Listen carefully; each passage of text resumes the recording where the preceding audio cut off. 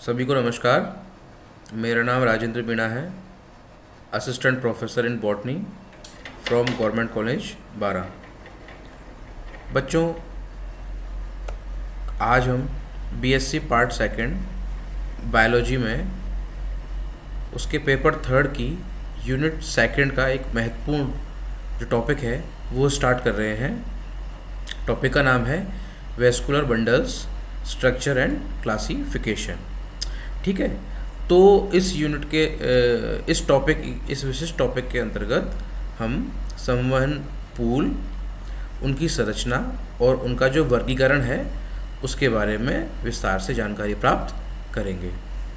ठीक है बच्चों, स्टार्ट करते हैं। Vascular bundles. Vascular bundles are components of vascular tissue system. क्या बोल रहे हैं ये कि जो वेस्कुलर बंडल्स हैं वो वेस्कुलर टिश्यू सिस्टम के अंग है या उसका ही भाग है। बच्चों, आपको पता है वेस्कुलर टिश्यू सिस्टम में जाइलम और फ्लोएम आते हैं। जाइलम की संरचना कई भागों से मिलकर बनी होती है, फ्लोएम भी है कई पार्ट से मिलकर बना होता है। तो इस प्रकार जो ये निर्मित वेस्कुलर टिश्यू सिस्टम है उसके द्वारा ही वेस्कुलर बंडल्स बनते हैं। आगे बढ़ते हैं। Vascular bundle are part of transport system in plants. आपको याद होना चाहिए कि जो वेस्कुलर टिश्यू सिस्टम है, जाइलम फ्लोएम, ट्रांसपोर्ट का काम करते हैं। जाइलम जो है आपका वाटर का ट्रांसपोर्ट करता है, जबकि जो फ्लोएम है वो फूड का ट्रांसपोर्ट पादपों में करता है। इसीलिए हम ये कहते हैं कि जो वेस्कुलर बंडल है वो ट्रांसपोर्ट सिस्टम के ही भाग है पादपों में। ठीक है, आगे बढ़ते हैं। Vascular bundles are one of the primary and complex tissue system found in plants. जो संवहन पूल है वो पादपों में प्राथमिक और जटिल टिश्यू सिस्टम के रूप में पाए जाते हैं। ठीक है, vascular bundles consist of two main parts, that is xylem and phloem.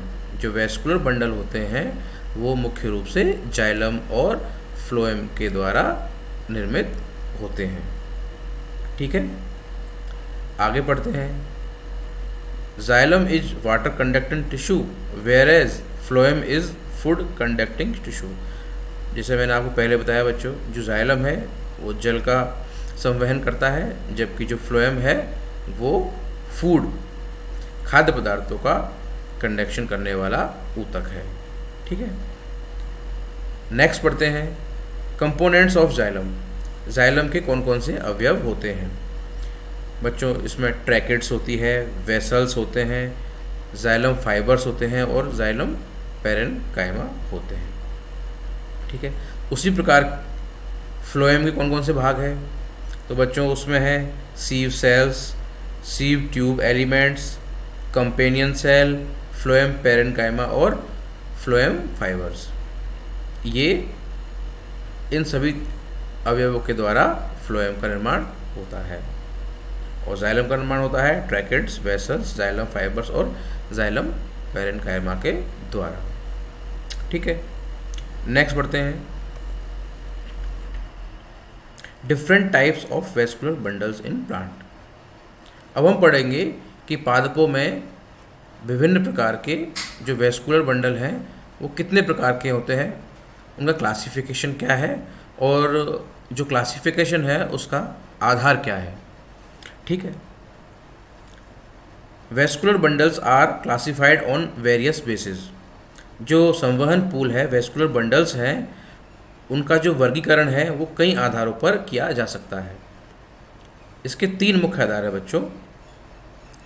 First है one on the basis of presence और absence of cambium.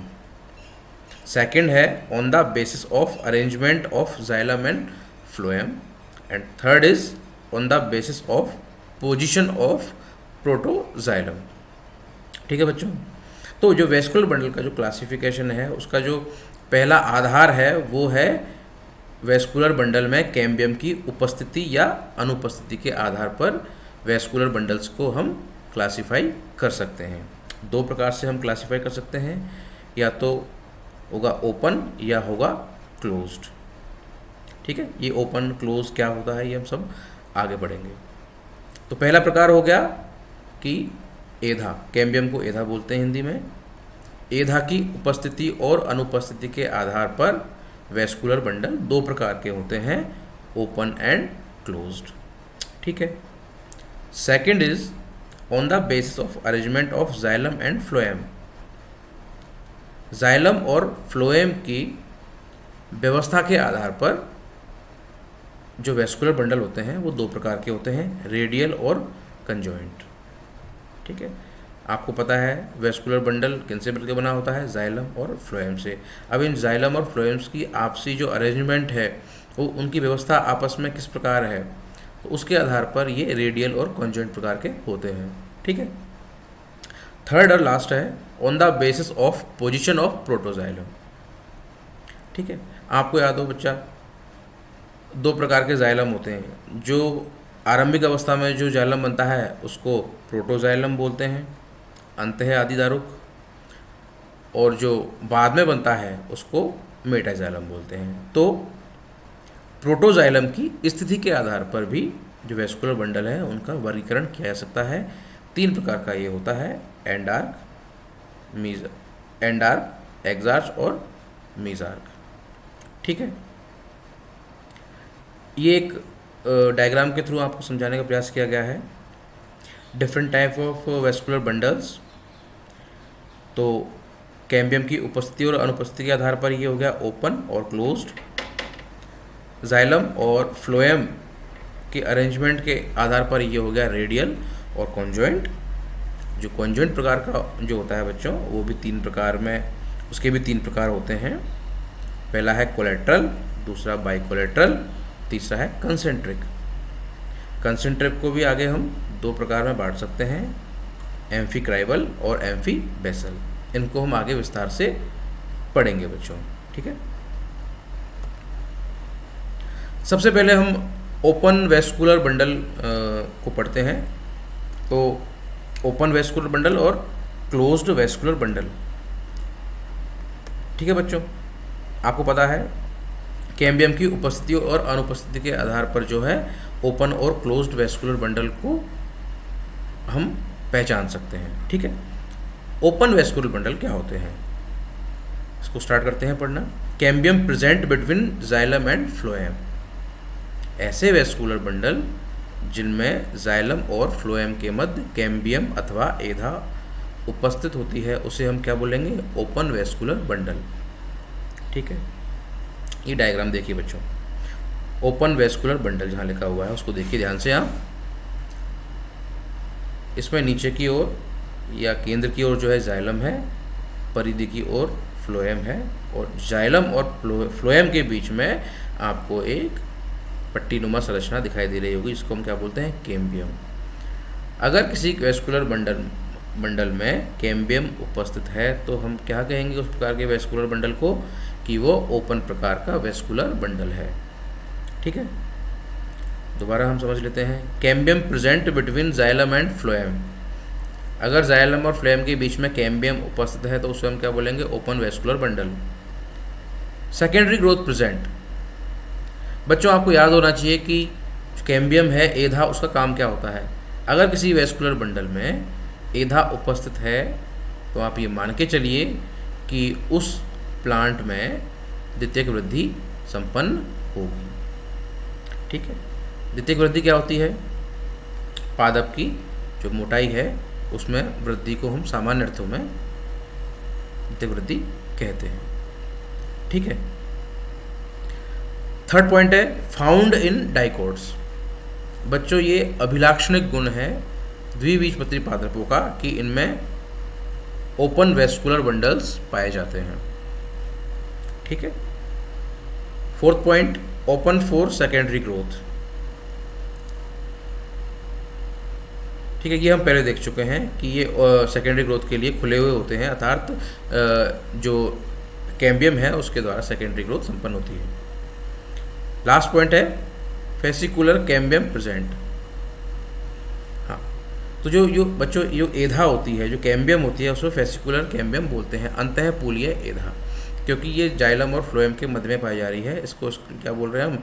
Fascicular cambium बोल रहे हैं। ठीक है, तो एक बार फिर से देख लेते हैं, आप समरी कर लेते हैं कि ऐसे वेस्कुलर बंडल जिनमें जाइलम और फ्लोएम के मध्य में कैम्बियम पाई जाती है उन्हें हम ओपन वेस्कुलर बंडल बोलते हैं। इस प्रकार के वेस्कुलर बंडल्स में कैम्बियम उपस्थित होने के कारण जो है सेकेंडरी ग्रोथ संपन्न होती है। ठीक है, और ये द्विबीजपत्रियों का अभिलाक्षणिक गुण है। ठीक है बच्चों, ये हमने पढ़ लिया ओपन वेस्कुलर बंडल। अब हम पढ़ते हैं इसका अपोजिट क्लोज वेस्कुलर बंडल। ठीक है, तो ये डायग्राम के थ्रू हम इसको जल्दी समझ लेते हैं। ऐसे वेस्कुलर बंडल जिनमें जाइलम और फ्लोएम के मध्य में किसी भी प्रकार की कोई एधा नहीं पाई जाती है तो उसे हम क्या बोलते हैं? Closed vascular bundle. ठीक है, अब चूंकि इसमें एधा नहीं पाई जा रही है इसलिए इसमें सेकेंडरी ग्रोथ भी नहीं होगी। ठीक है, कैम्बियम एब्सेंट तो सेकेंडरी ग्रोथ भी एब्सेंट। ये किनका गुण है? ये मोनोकोट्स या एक बीजपत्री पादपों में पाई जाती है। ठीक है बच्चों, यही है। एग्जाम में कभी कभी आपसे पूछ लिया जाता है कि बताइए ओपन और क्लोज्ड वेस्कुलर बंडल्स में क्या अंतर होते हैं। सबसे पहले आप इनका डायग्राम बनाएंगे, आपको डायग्राम दिख रहा होगा। उसके बाद में लिखेंगे आप कि जो ओपन प्रकार है उसमें एधा जो है पाई जाती है, क्लोज में नहीं पाई जाती। ओपन वेस्कुलर बंडल में एधा पाई जाती है, तो ऐसे जो वेस्कुलर बंडल होते हैं उनके द्वारा द्वितीयक वृद्धि संपन्न होती है, जबकि क्लोज में द्वितीयक वृद्धि नहीं पाई जाती। ओपन वेस्कुलर बंडल द्विबीजपत्रियों का लक्षण है, जबकि क्लोज्ड वेस्कुलर बंडल एक बीजपत्री पादपों में पाया जाता है। तो आपसे शॉर्ट क्वेश्चंस में ये पूछ सकते हैं। ठीक है, ओपन और क्लोज्ड वेस्कुलर बंडल। बच्चों ये तो हो गया पहला प्रकार, जिसमें कि कैम्बियम की उपस्थिति और अनुपस्थिति के आधार पर हम वेस्कुलर बंडल का क्लासिफिकेशन कर रहे हैं। अब दूसरा जो आधार है क्लासिफिकेशन का है वो है on the basis of arrangement of xylem and phloem. ठीक है, जाइलम और फ्लोएम का जो अरेंजमेंट है, आपसी जो अरेंजमेंट है, इसके आधार पर जो है वेस्कुलर बंडल कितने प्रकार के होते हैं वो हम आगे देखेंगे। तो ये होते हैं रेडियल और कॉन्जॉइंट। रेडियल के कई रेडियल तो उसका कोई प्रकार नहीं है। कॉन्जॉइंट जो है उसके 3 प्रकार है, कोलेट्रल, बाइकोलेट्रल और कंसेंट्रिक। कंसेंट्रिक को भी हम 2 प्रकार में बांट सकते हैं, एम्फिक्राइबल और एम्फीवेसल। ठीक है,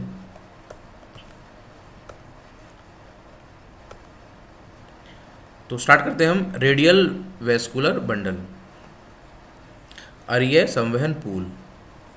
ठीक है, based on the arrangement of vascular bundle components. आपको बता चुका हूँ मैं कि जाइलम फ्लोएम है, उनका जो परस्पर अरेंजमेंट होता है उनके आधार पर इस प्रकार का जो है वर्गीकरण किया गया है इनका। Second point, xylem and phloem are arrange separately. ठीक है, जाइलम और जो फ्लोएम है वो अलग अलग उपस्थित होते हैं, अलग अलग उनकी परिधि, रेडियाई उनकी अलग अलग होती है।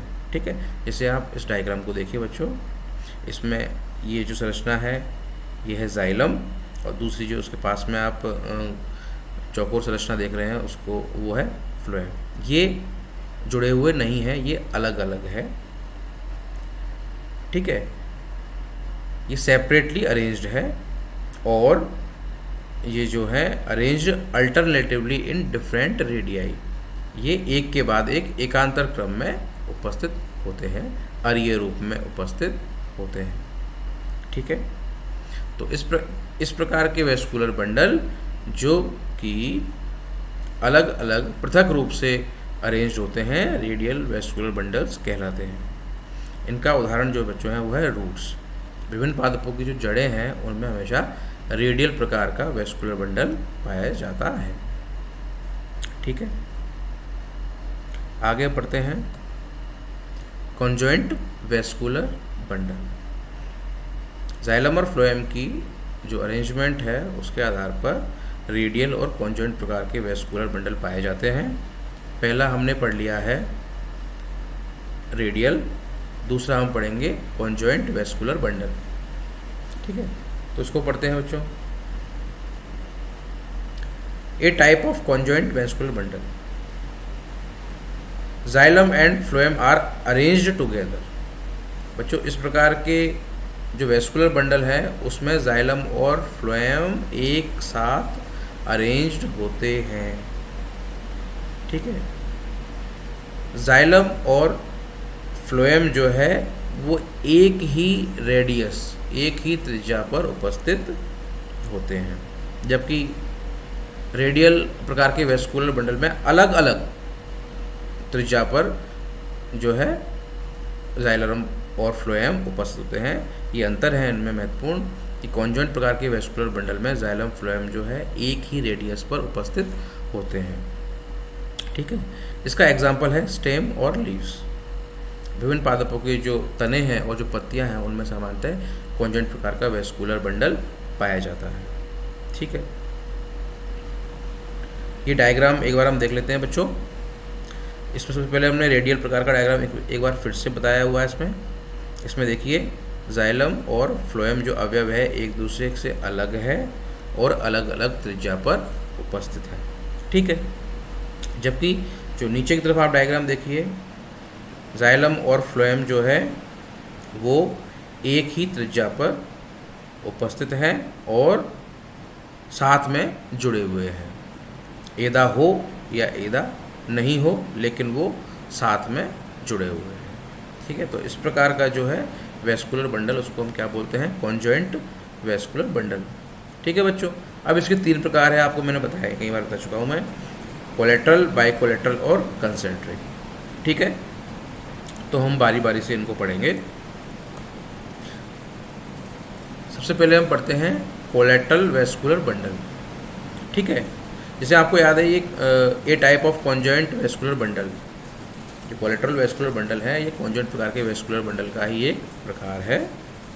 इसमें क्या होता है बच्चों, phloem located only outside of the xylem. इसमें क्या होता है कि जो फ्लोएम है वो जाइलम से बाहर की ओर, उसकी आउटर साइड पर उपस्थित होता है। ये डायग्राम देखिए बच्चों कॉन्जॉइंट प्रकार का। इसमें जो नीचे नीचे फर्स्ट डायग्राम आप देखेंगे वो देखिए, जाइलम जो है केंद्र की ओर है, फ्लोएम जो है परिधि की ओर है। ठीक है, तो ऐसा वेस्कुलर बंडल जिसमें कि जाइलम और फ्लोएम एक साथ उपस्थित होंगे, एक ही रेडियस पर उपस्थित होंगे, लेकिन उसमें जाइलम है जो हमेशा नीचे की ओर या केंद्र की तरफ रहेगा, फ्लोएम जो है वो बाहर की तरफ होएगा। तो इस प्रकार का जो वेस्कुलर बंडल है क्या कहलाएगा, कोलेट्रल वेस्कुलर बंडल। अब बच्चों जो कोलेट्रल वेस्कुलर बंडल है ये ओपन या क्लोज दोनों प्रकार के हो सकते हैं, ये आपको याद रखना है। कोलेट्रल वेस्कुलर बंडल जो है उनमें कैम्बियम प्रेजेंट भी हो सकती है और एब्सेंट भी हो सकती है। ठीक है, देखिए आप लास्ट जो नीचे की तरफ जो डायग्राम बना हुआ है उसमें फर्स्ट में क्लोज प्रकार का कोलेट्रल वेस्कुलर बंडल दिखाया गया है, क्योंकि इनमें देखिए जाइलम और फ्लोएम के बीच में कहीं भी एदा उपस्थित नहीं है। जबकि आप जो दूसरा वाला वेस्कुलर बंडल देख रहे हैं उसमें जाइलम और फ्लोएम के मध्य में कैम्बियम उपस्थित है। तो इसे हम क्या बोलेंगे, open collateral conjoint vascular bundle. अगर इसका पूरा नाम अगर आप देखेंगे ओपन प्रकार का जो वेस्कुलर बंडल है तो open collateral conjoint vascular bundle या फिर closed collateral conjoint vascular bundle. ठीक है, समझ गए? आगे बढ़ते हैं, बाइकोलेट्रल वेस्कुलर बंडल। ठीक है, ये भी एक प्रकार का जो है कॉन्जॉइंट प्रकार का वेस्कुलर बंडल का एक प्रकार है। इसमें आप देखिए जो सेकंड पॉइंट है, ध्यान से देखिएगा, फ्लोएम प्रेजेंट इन 2 ग्रुप्स। इसमें क्या, इस प्रकार के वेस्कुलर बंडल में क्या होता है, जो फ्लोएम अवयव है वो 2 ग्रुप्स में उपस्थित होता है, one outside the xylem and other inside the xylem. ठीक है, थर्ड इसमें xylem in the middle, phloem both sides. अब इसमें बच्चों आप डायग्राम देखिए, नीचे की तरफ जो लास्ट डायग्राम है वो देखिए। इसमें देखिए मध्य में जो है जाइलम अवयव पाया जा रहा है, उसके बाद में दोनों जाइलम के दोनों तरफ जो है कैम्बियम प्रेजेंट है, एधा उपस्थित है, और एधा के दोनों तरफ वो जो अपर कैम्बियम है उधर भी फ्लोएम है, और जो लोअर कैम्बियम है उसके साथ में भी फ्लोएम है। ठीक है, अपर कैम्बियम के साथ में जो जुड़ा हुआ फ्लोएम है आउटर कैम्बियम होगा, आउटर फ्लोएम होगा, और जो इनर कैम्बियम के साथ में जुड़ा हुआ जो फ्लोएम है वो इनर फ्लोएम कहलाएगा। ठीक है, सिंपल से याद रखिए, जो बाइकोलेटरल वेस्कुलर बंडल है उसमें मध्य में जो है जाइलम उपस्थित होगा, जाइलम के दोनों ओर कैम्बियम प्रेजेंट हो गई, और दोनों कैम्बियम के जो आउटसाइड है उधर की साइड में फ्लोएम अवयव उपस्थित होंगे, इसलिए इसको क्या बोला गया है, बाइकोलेटरल।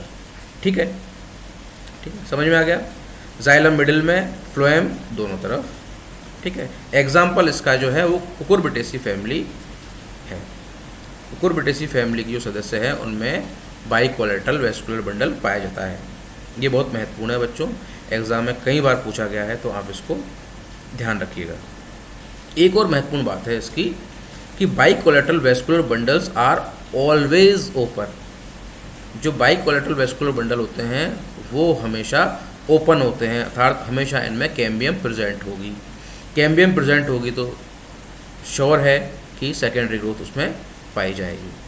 ठीक है बच्चों, ये बहुत महत्वपूर्ण है कि जो बाइकोलेटरल वेस्कुलर बंडल है हमेशा ओपन होते हैं। दूसरा इसका एग्जाम्पल जो है वो है कुकुर बेटा के जो सदस्य हैं वो उनके एग्जाम्पल है। ठीक है, एग्ज़ाम में ये पूछ लेते हैं।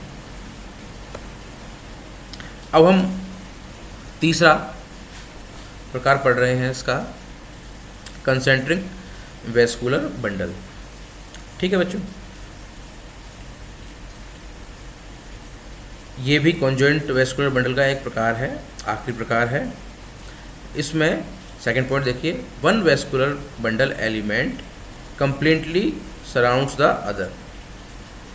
इसमें एक वेस्कुलर बंडल दूसरे वेस्कुलर बंडल को चारों तरफ से पूर्णतः घेरे रहता है। ठीक है, either xylem surrounds the phloem और फ्लोएम सराउंड्स द जाइलम, या तो जाइलम फ्लोएम को घेरे रहेगा या फ्लोएम जाइलम को घेरे रहेगा। ठीक है, ये भी दो प्रकार का होता है, एम्फीक्राइबल और एम्फीवेसल।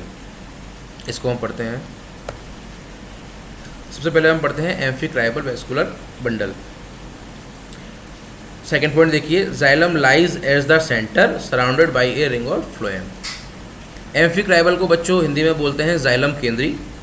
तो इसके नाम से स्पष्ट है कि जाइलम अवयव जो है वो केंद्र में होगा और जो फ्लोएम है वो बाहर की तरफ एक रिंग की फॉर्म में प्रेजेंट होगा।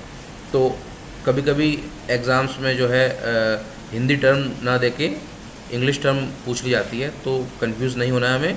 एम्फीक्राइबल में हमेशा जो जाइलम है वो केंद्र में होगा और जो फ्लोएम है उसको चारों तरफ से घेरे रहेगा। ठीक है, इसका अपोजिट जो है बच्चों वो है एम्फीवेसल। एम्फीवेसल में क्या होगा, फ्लोएम सेंटर में होगा और जाइलम अवयव जो है उसको चारों ओर से घेरे रहेगा। देखिए डायग्राम देखिए, ये डायग्राम देखिए बच्चों, रेडियल प्रकार के डायग्राम के बाद में ये देखिए कंसेंट्रिक प्रकार का जो वेस्कुलर बंडल जो सिस्टम है वो दिखाया गया है, एम्फीवेसल और एम्फीक्राइबल।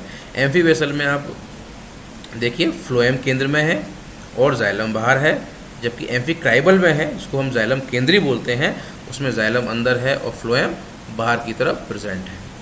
ठीक है, एम्फीक्राइबल में जाइलम केंद्र में और एम्फीवेसल में फ्लोएम केंद्र में। आसान है, याद रखिएगा इसको। अब एम्फीक्राइबल वेस्कुलर बंडल है, उसके कुछ उदाहरण है वो आप देखिए। मेरिस्टील ऑफ फर्न्स, जो फर्न है उनकी जो मेरिस्टील होती है वो एम्फीक्राइबल वेस्कुलर बंडल को प्रदर्शित करती हैं। इसके अलावा जो पादपों में उपस्थित जो पुष्प है, फ्लावर्स है, फ्रूट है और जो ओव्यूल्स है, उनकी जो स्मॉल वेस्कुलर ट्रेसेस होते हैं उनमें भी एम्फीक्राइबल प्रकार का वेस्कुलर बंडल पाया जाता है, ये आपको याद रखना है। और जो एम्फीवेसल प्रकार का जो वेस्कुलर बंडल है वो बहुत कम पादपों में पाया जाता है। इसका एक उदाहरण आप याद रखिएगा, ड्रेसिना जो स्टेम है ड्रेसिना पादप का जो तना है उसमें एम्फी वेसल प्रकार का वेस्कुलर बंडल पाया जाता है।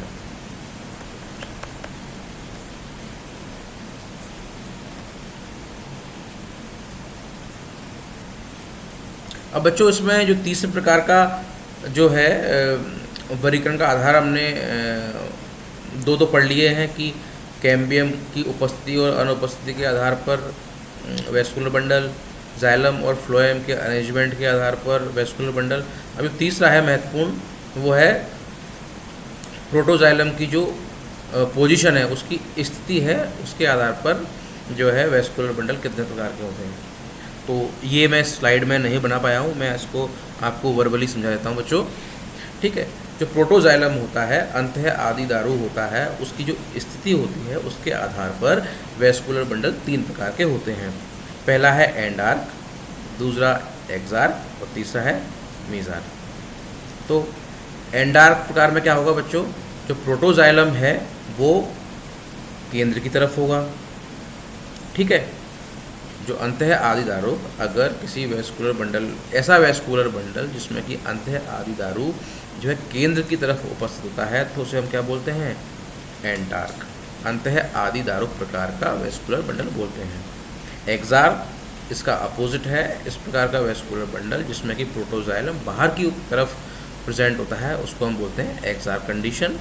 और तीसरा है मीज़ार्क, जिसमें कि मध्यवर्ती स्थानों पर जो है प्रोटोजाइलम जो है उसकी पोजीशन होती है, तो उसे हम क्या बोलते हैं, मीज़ार्क कंडीशन या मीज़ार्क प्रकार का वेस्कुलर बंडल, ठीक है बच्चों।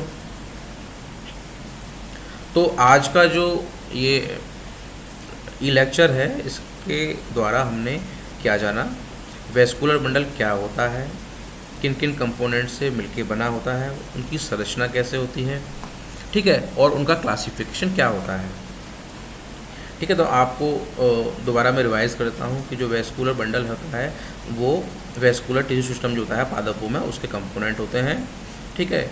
और 2 प्रकार के कंपोनेंट होते हैं, आपको याद है वेस्कुलर टिश्यू सिस्टम में, जाइलम फ्लोएम। तो जाइलम फ्लोएम के ही अवयव है वेस्कुलर बंडल, ठीक है। जाइलम फ्लोएम की संरचना आपको अलग से किसी और चैप्टर में पढ़ाई जाएगी, तो उसका डिस्कस नहीं किया, बस हमने मोटे तौर पर उसके जो अवयव है जाइलम और फ्लोएम उनके नाम देखे हैं, यही आपको याद रखना है फिलहाल, ठीक है। इसके विभिन्न प्रकार आपने देख लिए, open vascular bundle, close vascular bundle, radial, conjoint, endarch, exarch और मीज़ार्क प्रकार के। एग्ज़ाम में ज़रूर प्रश्न इनसे आता है बच्चों, तो आपको डिफ्रेंशिएट करते हुए और जो है डायग्राम के थ्रू अगर आप जो है इस टॉपिक को समझेंगे तो बहुत आसान है। इसमें आपको 2-4 जो टर्म्स है वो आपको याद रखनी है कि कोलेट्रल क्या है, बाई कोलेट्रल क्या है, कंसेंट्रिक क्या है, एम्फिक्राइबल क्या है, एम्फीवेसल क्या है। जनरली कंफ्यूज करने के आधार की वजह से, कन्फ्यूज़न की वजह से इनसे प्रश्न बनते हैं और हम गलत कर जाते हैं, तो हमें इसको ध्यान से पढ़ना है। कैम्बियम किस में है, किस में नहीं है, ओपन क्लोज क्या होता है, ठीक है। मोनोकोट्स में किस प्रकार के पाए जाते हैं, डाइकोट्स में क्या पाया जाता है, जो रूट्स है पादपों की उसमें रेडियल प्रकार का होता है, ठीक है। तो इस तरह के छोटे छोटे जो प्रश्न हैं और बड़े प्रश्न भी है इस टॉपिक से बढ़ जाते हैं। साथ ही ये जो टॉपिक है ये हमारा, जब हम मोनोकोट और डाइकोट स्टेम वगैरह की जो संरचना पढ़ेंगे उसमें भी ये हमें टर्म्स याद होनी चाहिए, तो इसलिए आपको ये 1-2 बार इस वीडियो को देखिए और समझने का प्रयास करिए, ठीक है बच्चों। नेक्स्ट टॉपिक में, नेक्स्ट क्लास में हम अपना मोनोकोट और डाइकोट जो स्टेम है उसकी जो संरचना है उसको समझने का, और दोनों प्रकार के जो स्टेम हैं उनमें क्या बेसिक डिफरेंस होता है उसको समझने का प्रयास करेंगे, ठीक है। Thank you.